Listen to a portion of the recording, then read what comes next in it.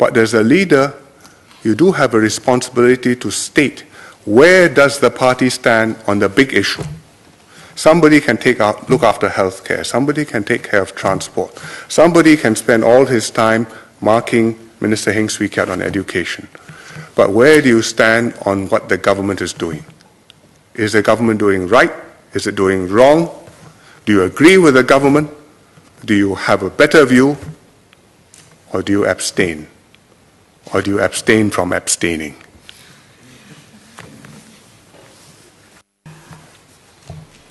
Well, I think our position is quite clear on many of these issues. If the Prime Minister wanted my view on what the government has been doing and whether he has done well, I'll say, well, he has solved some of the problems, what the Prime Minister has mentioned.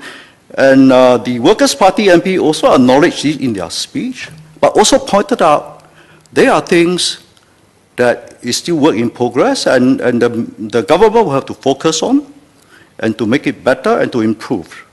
So that is that position, and I don't see the need for me to totally sum up. I think the MPs will be able to do in their own view and to give their view and their assessment, and at the same time, wherever possible, offer certain views and alternative suggestions to improve the policies.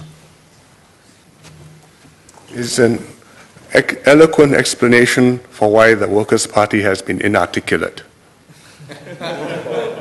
about many things. In a serious parliament, the government presents its policies, the opposition presents its alternatives. The Workers' Party may not have alternatives on every issue.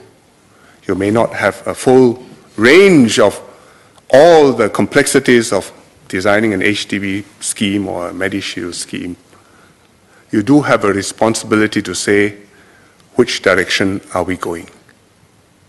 And that direction has to be set clearly, not to explain to the PAP, but to explain to Singaporeans what you stand for.